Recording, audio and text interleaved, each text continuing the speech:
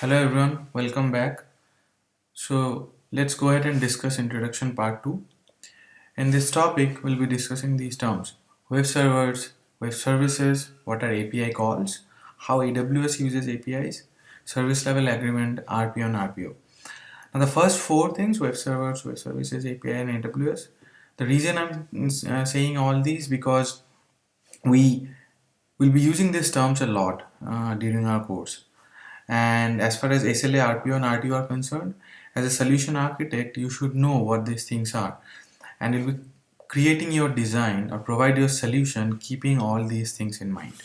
So let's go ahead and get started. So, what are web servers? And what are the differences between web servers and web services? Let's take an example. Suppose you have a server and you want to create your web server using any of these programs. It can be either Java or Python or Node.js or AngularJS. Now this server or this program talks to another server which has database installed on it, and the communication is to and fro. So basically the program communicates with the database server. There is a typical two-tier architecture. Now we have set of users, and these users want to access this web server. Say the web server is for Amazon.com, and the users will use www.amazon.com to access Amazon's web server. So whenever they enter the address in the URL, it connects to the web server and the users get a pretty page, something like this. And the users are asked if they want to place an order or not, if this is the order page, and the user says or clicks either yes or no.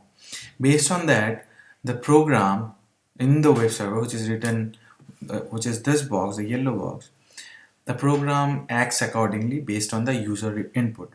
So if the user places an order, this program might go ahead and update the order database. It might generate an invoice from an invoice database and then provides output to the user.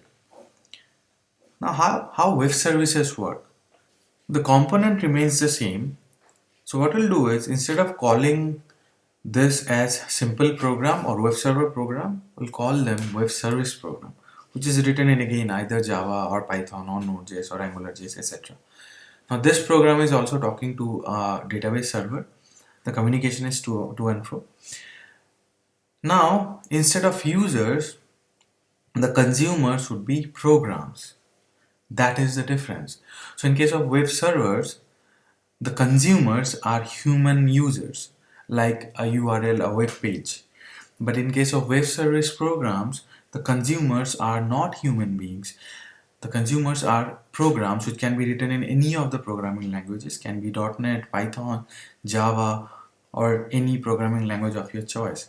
So if it is a programming language which is the consumer of the web service program, they won't get these pretty pages, right? That is the biggest difference, and that is the only difference.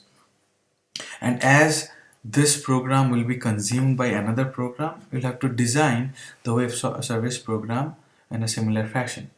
Now, in case of human interaction, you provide humans, if this program would provide humans with some pretty pages with yes buttons, no buttons. So there will be a lot of buttons which the users can click and take necessary action. Then the program would take necessary action.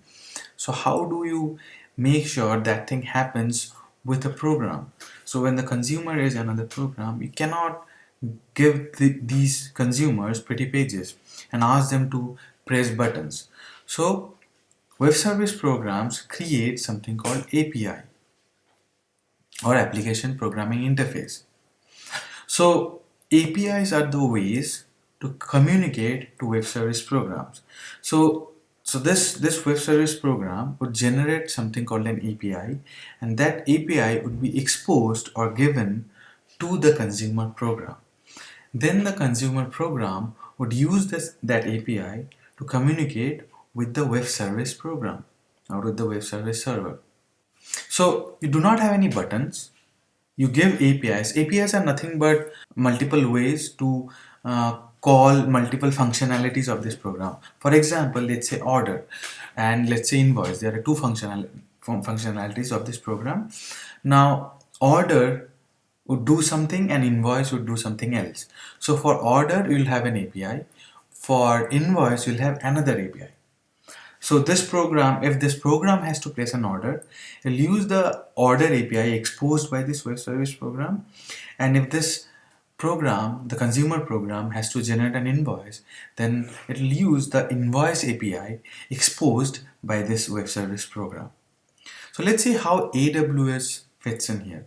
So we have AWS, which has multiple services. We have EC2, DynamoDB, IAM, VPC, Lambda, and a lot other.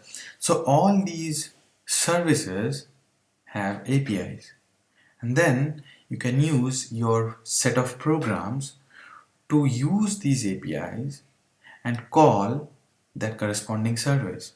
So for example, if you want to use any of the EC2 functionality, you can use API provided by EC2, right? So in our case, we'll be using console, and I'll show you how to use API also. But of course, we'll not be writing any Java, .NET or Python code. We'll be using something called Postman. Postman works as a consumer program. We can provide Postman the API, and then it can use that API to call that particular web service. Now remember one thing, AWS is Amazon Web Service. So there are a lot of web services. In fact, every service what we have talked about in the topic are or is a web service. And every call made to that service, whatever you do in EC2, whatever you do in VPC, whatever you do in the RDS, everything is done using an API. Does not matter whether you use console or the actual API. Eventually the API should be used to call these services. So how does it look like in AWS? Suppose you have to launch an instance in AWS, then it will be something like this. You'll have to press this launch instance button, and then that instance will be launched. The virtual machine will be launched. So this is for human interaction. This is from the console. So you'll have to click this launch instance, and that instance will be launched. But if you're using an API instead of a human, if you're using some program to launch an instance, you'll be using something like this. So you see this blue and red, that consists of the API, and it has a lot of other parameters which we'll discuss later on. But this blue portion and this red portion is actually the API endpoint. So we'll be using this to launch an instance. So the API is the entire endpoint along with an action equal to run instances. So let's look at web servers versus web services in a little bit more closely using a pseudo program example. So this is a web server, and you have this web server program. So what that web server program would do, it will wait for human input, something like suppose there's a button, it'll wait till the time the human user presses a button. If the button says yes, then do certain action. If the human user presses no, then do some other action. But in case of web services, the exact same program would not be waiting for anything. It would not be waiting for any human interaction or human input. So for example, if you're placing an order or going to a home page, you'll have for example a function. So this order function would call a place order program, and a main function would call, say, home page program. Now this order function can be exposed as an API, and the main function can be exposed as another API depending on you. So we are not going to discuss about code development anyway, but just to give an idea how it might work. So you can think of this function as an API. The consumer program would call this function to eventually use or call the place order program to place an order. Similarly, the web service program or the consumer program, might use this main function as an API to call something else or to perform some other action.